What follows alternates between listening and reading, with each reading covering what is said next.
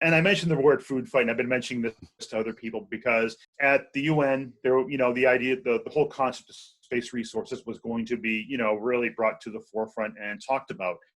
Now, back in February, the Hague Working Group presented the building blocks to the Committee on the Peaceful Uses of Outer Space, COPUS. Looking at it as a critical lawyer, as an adversarial lawyer, as a litigation attorney, I had some real issues with it.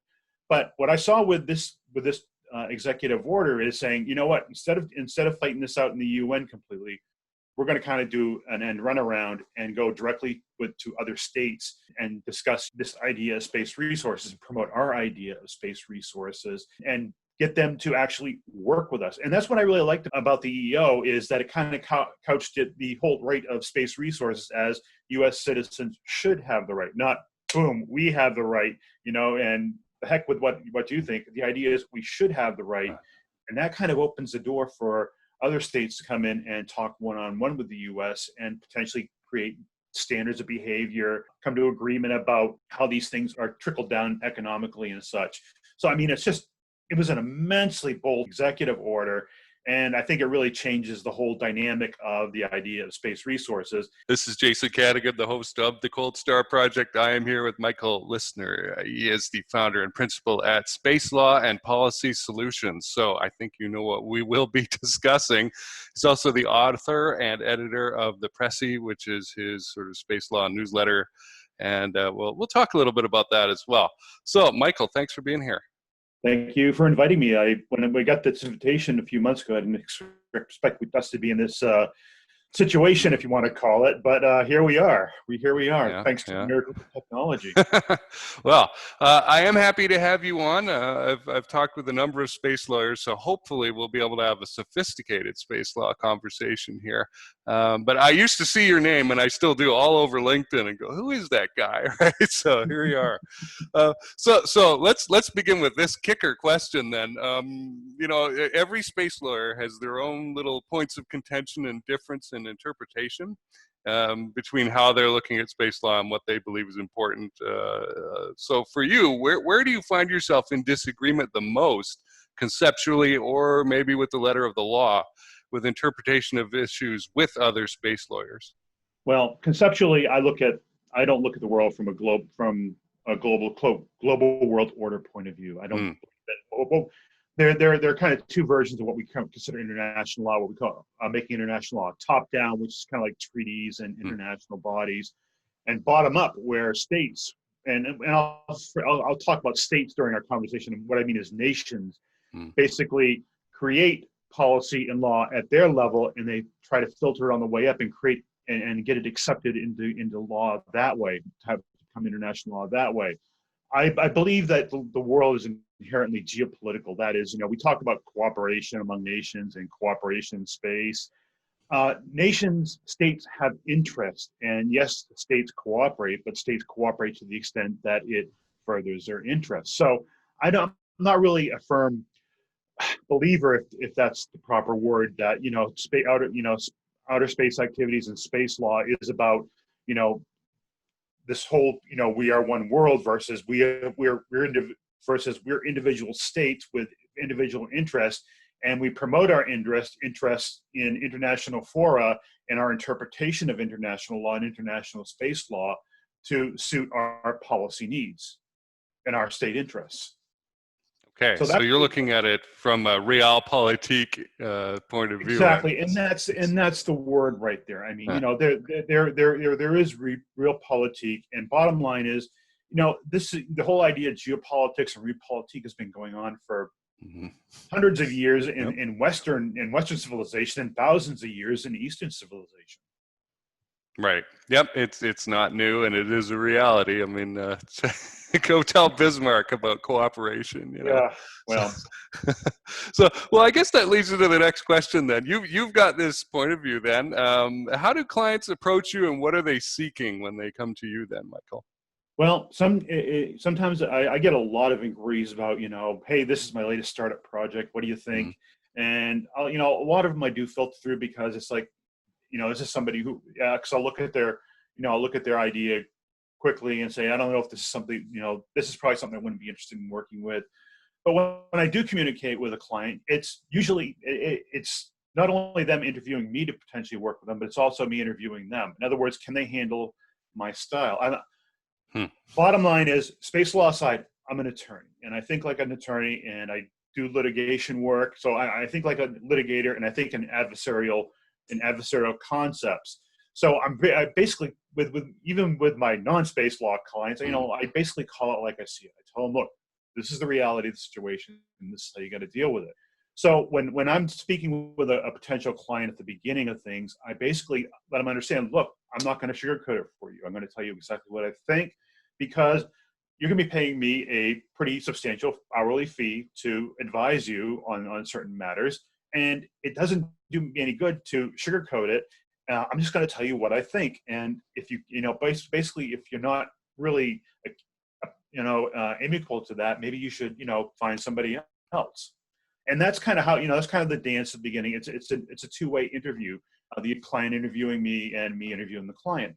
And like I said, most of the time, there are always starter questions I ask. Certain questions I'll ask them to kind of feel out their proposal, to see if they've gotten the stardust out of their eyes and are really facing reality about what their project entails. So again, I really can't go into too much detail because there's that confidentiality aspect of my work that I really don't like to talk about what I communicate with my clients and my potential clients for that matter. Right. Well, but personality is key. And for the business newbie type folks listening, what do you mean? Of course you would want somebody to tell it like it is. No, I know from this thing, especially on the process engineering side, going in and investigating companies, there are a lot of business owners there who don't want to hear the truth, who want to avoid conflict. They don't want to have to go fire somebody or find out the brutal truth about what's going on and have to confront it. That is very unpleasant for a lot of people. So what Michael is talking about here is definitely a divisor, separating those folks who can't handle it and those folks who can and do want it. I'm definitely on the side of, look, I need to know what reality is. Mm-hmm. And if somebody's stealing from me, for example, I need to go and take care of that. Whereas some of our clients in the early days didn't want to take care of that. And so it's not only that, it's not only things like that, but it's also, look, there are certain realities about the area you're going in that you have to deal with. There are legal and regulatory realities you have to deal with. And sometimes people don't want to hear that. It's like, well, why can't I just do this? And I'm saying, well, bottom line is there are legal realities. And I'm saying, but the thing I kind of softened that was saying, look, these are not insurmountable. You can, don't get shocked by the term ITAR. Now, that's one word that scares the hell out of a lot of people when they see it. Oh my God, ITAR! Oh my God, ITAR! It's going to stop me.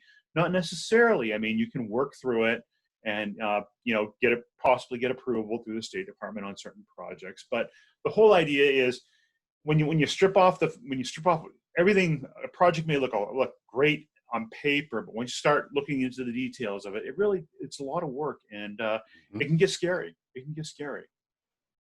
Yep, agreed. Let's look at something that just happened.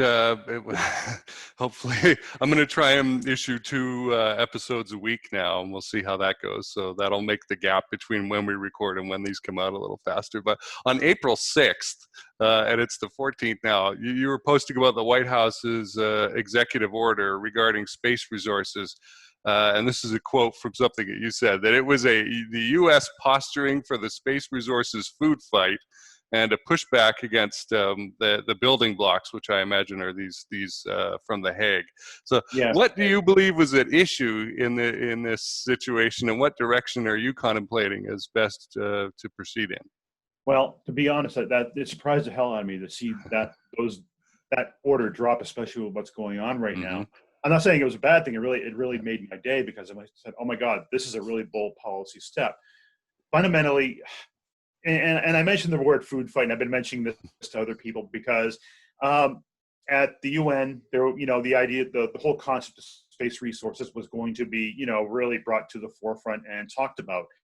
Now, back in February, the Hague Working Group presented the building blocks to the Committee on the Peaceful Uses of Outer Space, COPUS, and kind of set the stage. Now, I have a real I mean, I was an observer for the building blocks. I got to comment on the final draft. So I really have some, looking at it as a critical lawyer, as an adversarial lawyer, as a litigation attorney, I had some real issues with it. But what I saw with this executive order is saying, you know what, instead of fighting this out in the UN completely, we're going to kind of do an end run around and go directly to other states and discuss, this idea of space resources and promote our idea of space resources and get them to actually work with us. And that's what I really liked about the EEO, is that it kind of couched it, the whole right of space resources, as U.S. citizens should have the right, not boom, we have the right, and the heck with what you think. The idea is we should have the right. And that kind of opens the door for other states to come in and talk one-on-one with the U.S. and potentially create standards of behavior, come to agreement about how these things are trickled down economically and such. So, I mean, it was an immensely bold executive order. And I think it really changes the whole dynamic of the idea of space resources. And I kind of think that it has a lot to do with Artemis as well, the Artemis program, bringing partners on along with that too. Okay, so perhaps a little less confrontational than I first read it, because they were saying, "Look, we're not part of the Moon Treaty.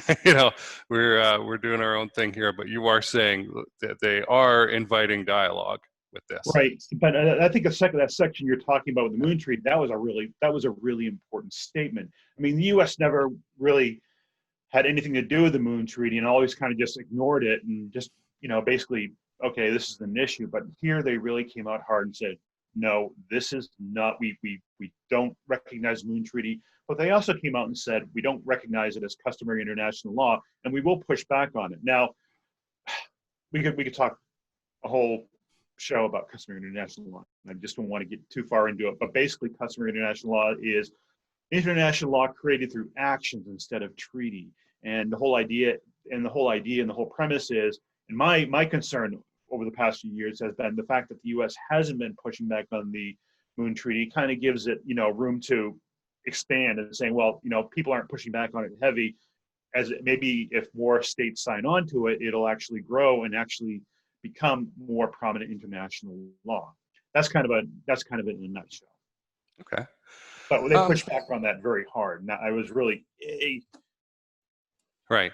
You and it's good to take a stand. And as we know, successive presidents tend to base their policy on what the previous ones have said. An Eisenhower to a Kennedy to a Johnson to a Nixon, and suddenly we're in Vietnam, right, all the way. So sometimes it can be good, sometimes it can be bad. But let's talk a little bit about, you have your own show that you've started doing. It's kind of a podcast, but it's also on YouTube, and that, just like this one, called Space Thoughts. Tell us a little bit about that. Well, this is kind of something I actually started about the middle of last year. And the idea was to get out, and instead of just writing on a blog, which takes a lot of time and a lot of effort, and but doesn't, and such, I decided, let's try YouTube. So you got the new camera, found out Windows 7 wasn't quite cutting it, so I had to kind of wait a little bit. And at the beginning of the year, I finally got into the 21st century with an updated laptop and updated operating system. So now I can really, produce these quite easily. The whole idea is just to, put some, look at some hot topics, talk about certain topics in space law or international law or geopolitics, and just do these quick videos, short videos to get out there and, inform people and educate people about the idea of space law. And it's, has a very modest start, and like all channels do. I'm sure everybody out there has been, the point where they've had a few dozen subscribers to start with, and let it grow. But I try and do one each week. This last one on the EO that dropped was in the middle of the week, and that's unusual. But I felt I had to get it out there to really, let people know, hey, this is significant, instead of it being downplayed as not being significant. Right. Well, I think it's a great idea. I've listened to a couple episodes, and it's great to get the ideas out of your head and out into the world. And it's so much harder, as you say, to write than it is to just turn on the camera and start talking to writing make a is video. people who say they're going, oh, writing's easy, and Right. Yeah, well, right. not really. I mean, I tell people, well, sometimes, for an article that I write, it usually takes me about a week to write it, maybe 10, maybe half hour to write down the initial draft, and then the rest of the week to mull it over in my brain and edit it. So it's not, Right. writing is not, it's a labor, and it can be quite interesting at times. Yeah. I've had a blog that I've been doing for 5 years, and I've dropped down to 1 article a month. And I've read and watched a lot of, there's some great, University of Chicago's got something on academic writing and how difficult it is, and how the first draft, like yours, is just mostly like the author thinking through their ideas, right, and mapping it out. And then that's usually where most writers leave it. But no, we have to go back and realize, okay, we've got an audience here, and try and explain it in that. Are there any standout issues of space law from your perspective with regard to commercial operations?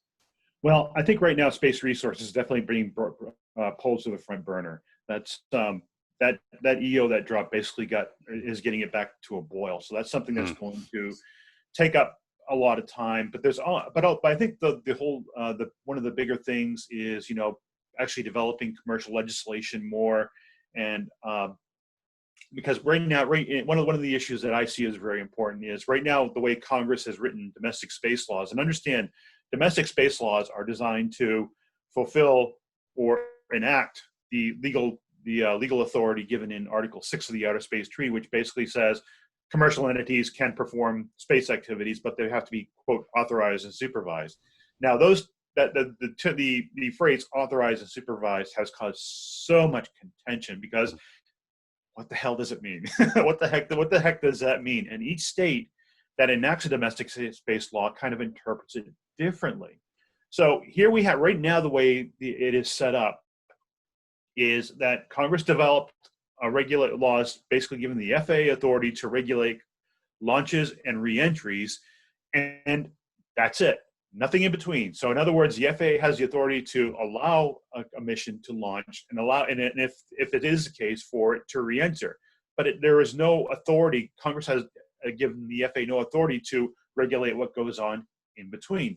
Now they kind of can do that a little bit with what they call a payload review the payload, what's this thing you're sending up there and what's it going to do, and from there they can determine whether or not they want to let it get off the ground.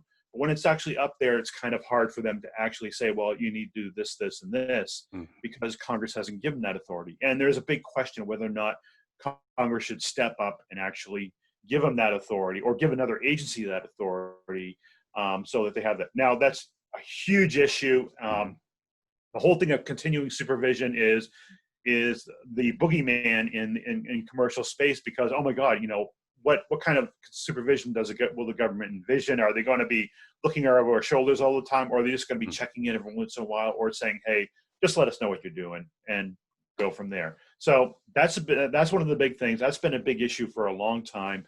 I don't see anything resolving right now in it, because we're in an election year, and I don't see any real heavy legislation on that passing. And again, I think it's something that's going to be a continuing issue. What are we going to do with this idea of continuing supervision, and are we going to explore this and develop it further? Right. I mean, the first question that gobsmacks me about that is who pays for this supervision, right? If the government's going to do it, then it's the taxpayer. And basically, yeah. Basically, yeah. I mean, but a lot of that, will probably come, a lot of the probably be offset by filing fees and stuff for licenses and such. Yeah, who's going to pay for it is obviously a consideration, but that would be part of the budget of whatever agency basically ends up doing it, if it even occurs. Yeah, is this a Space Force police thing, and how intense is this scrutiny? I think the Space Force is more directed at national security, and national security is always a huge issue, and really it's always a huge consideration of whether or not you're going to get that launch license. I mean, how does this affect U.S. national security is the big question, and national security always has a big piece of the pie and the big piece of the attention. I mean, the way I look at it right now, there are 3 sectors of space. There's national security, there's civil, which is NASA, and there's commercial. Those are the three biggies. but national security is usually the most prominent of those. Right. And has certainly received the most money for the Yeah. longest period of time here. This is Jason Gannigan from Cold Star Tech, and I'm excited to share with you a new offer from Cold Star that we are bringing out to help both space founders and venture capitalists who fund space companies. And it's on two levels. The lower level is a VC who is looking at possibly funding a space company, but they just don't get it. Right? And a lot of tech founders want to come out and create some sort of technical capability, but they do not understand business. And so you'll look and you'll go, where's the customer here? Where's the business model? And they'll go, but I want to make rockets or something, right?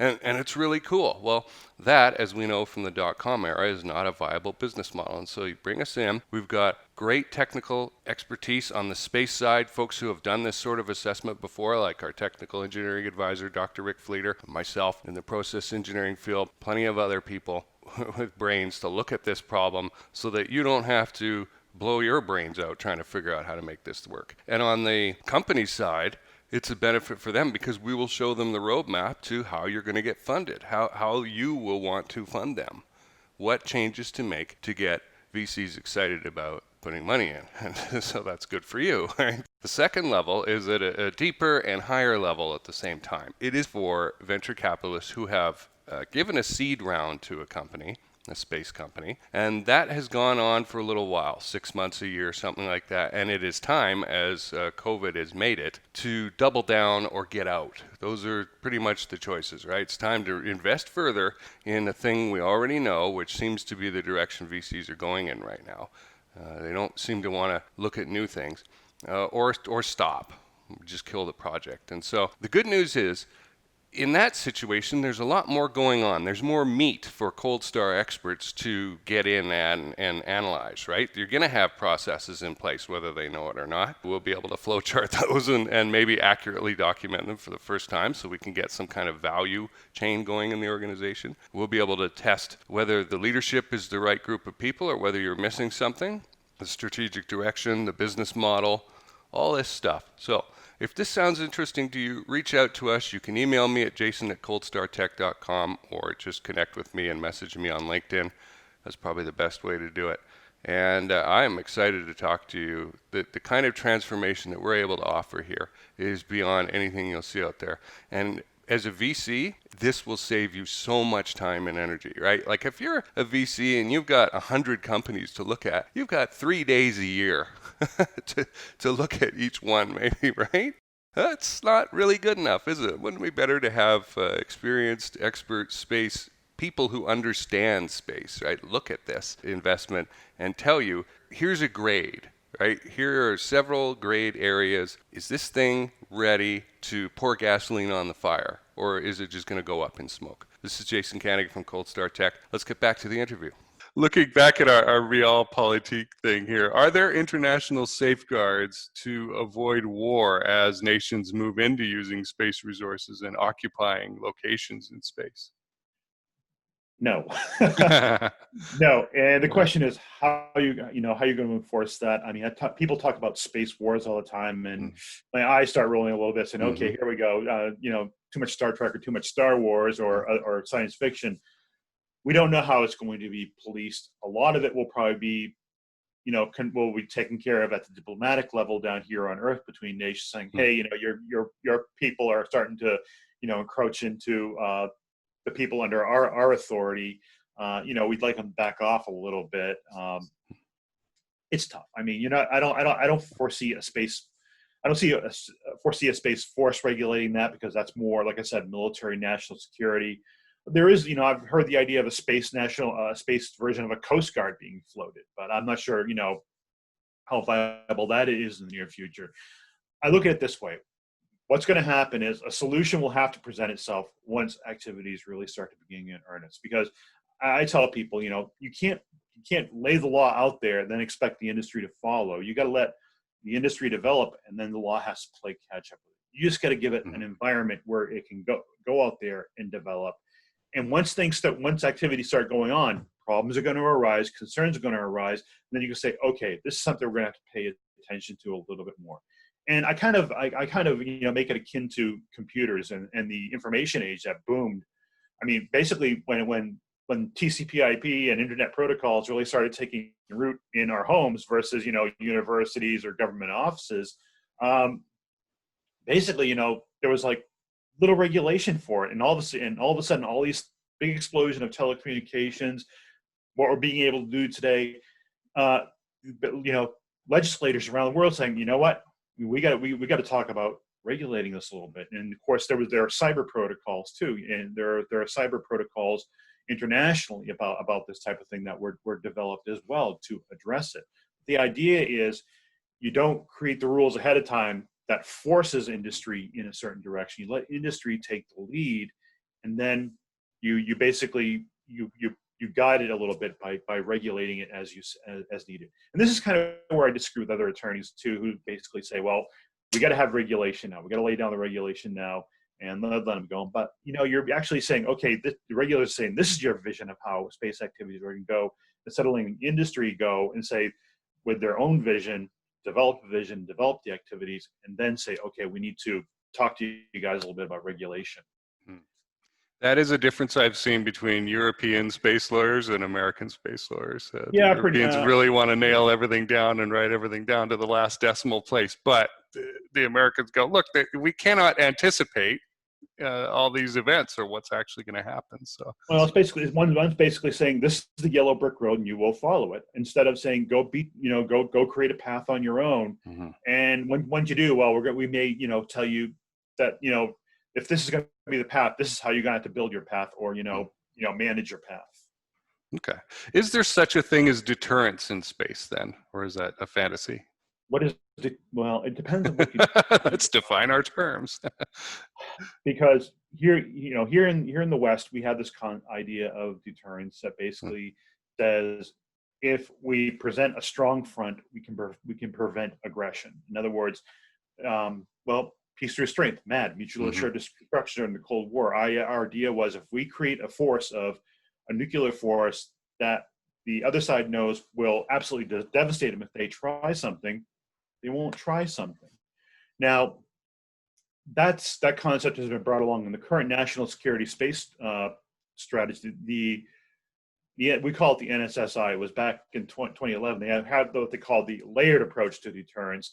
That involves diplomacy and creation of norms. And when I talk about norms, I talk about standards of behavior, and as a last resort, force if necessary to basically create deterrence.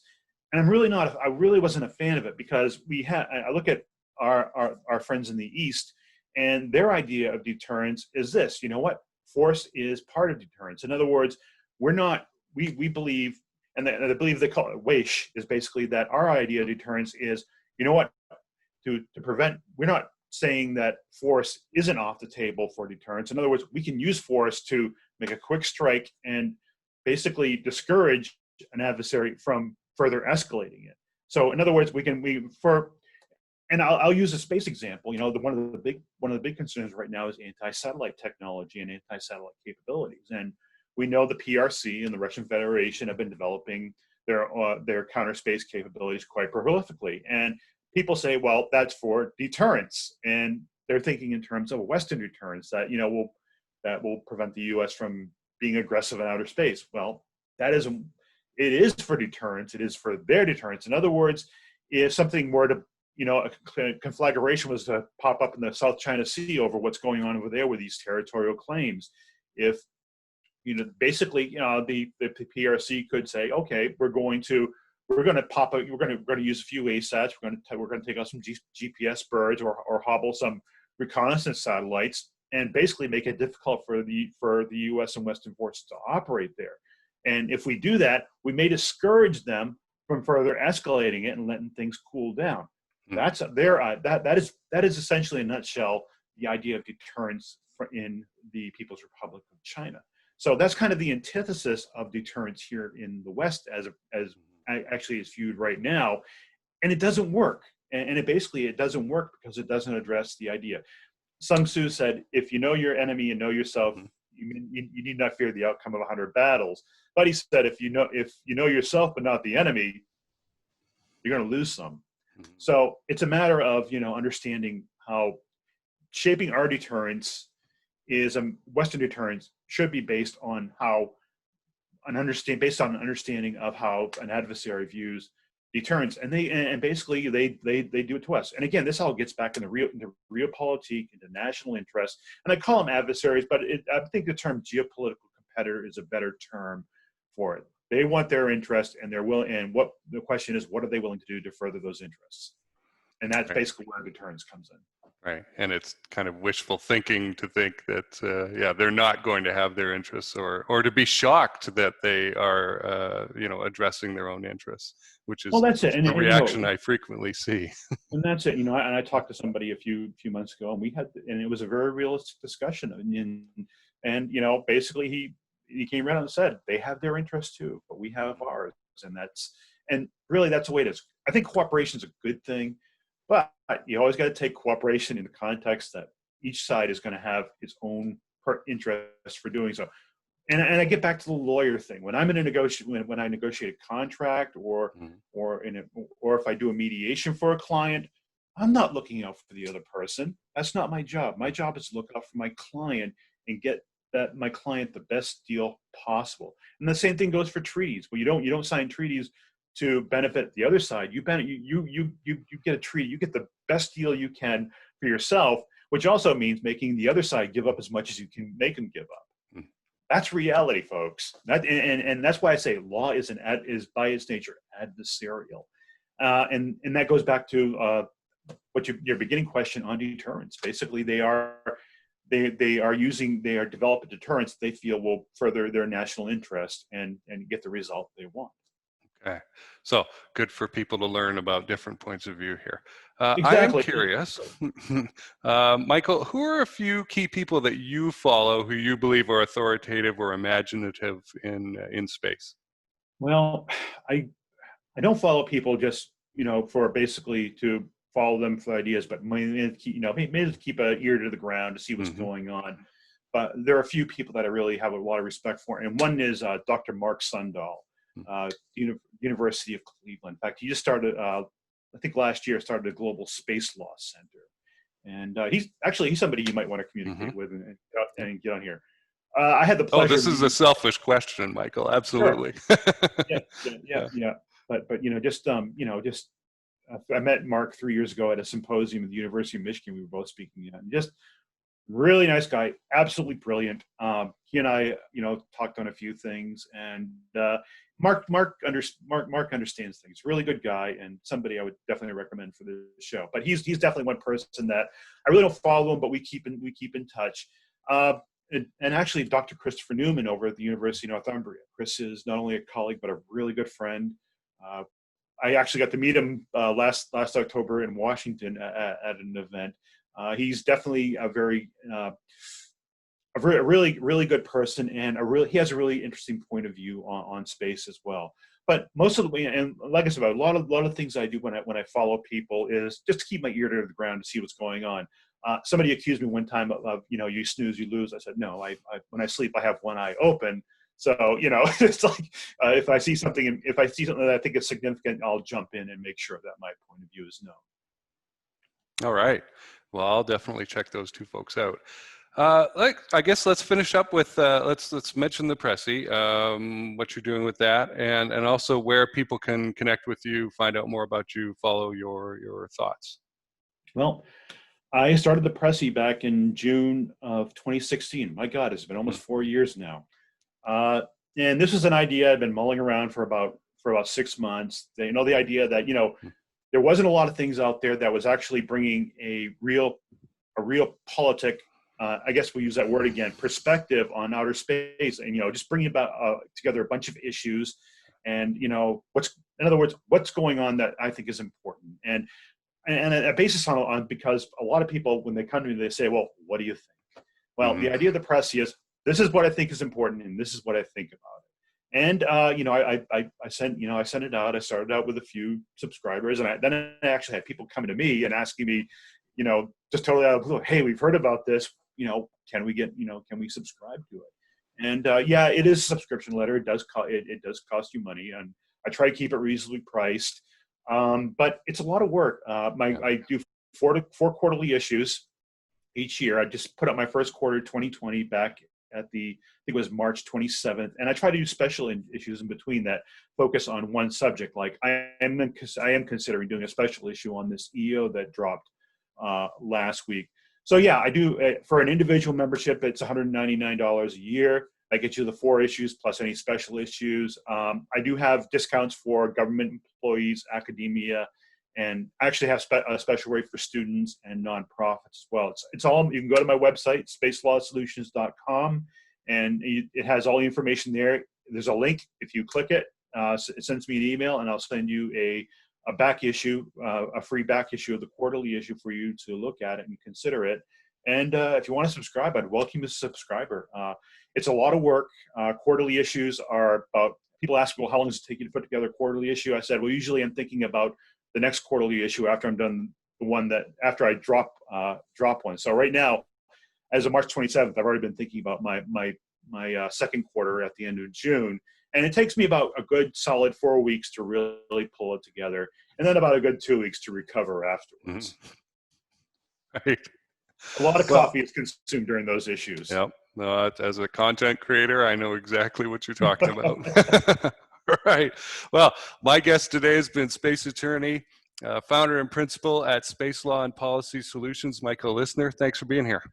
Well, thank you for having me, Jason. This is Jason Cannigan from Cold Star Tech. Thanks a lot for listening to this episode. I hope you enjoyed it. If you do want to get email notifications of upcoming episodes or episodes that have just been released, and maybe a little news sprinkled in here and there, you can sign up for email notifications at coldstartech.com/MSB. That's short for Make Space Boring. That's another little show that I do. It's once, twice, 3 times a week, something like that. Anytime there's news or an update on who I'm meeting and what I'm studying in the space field. So you can go check that out. On the YouTube channel, I can do something that I cannot do on Anchor for the audio only side of things. The YouTube channel allows me to have playlists, and so you might want to go to the channel, the Cold Star Tech channel, and check out those playlists, because you will find you can go down a rabbit hole basically into several areas like space law and policy, small sats, and I think that's a lot easier than trying to scroll through 130 episodes or something like that, looking for the thing that you want. So I recommend going and checking that out. And remember, if you're ready to take your space business to the next level, or you're a VC looking for deep and very valuable insight into a space company you're looking at investing in or investing further in, come and talk to us. Thanks for listening.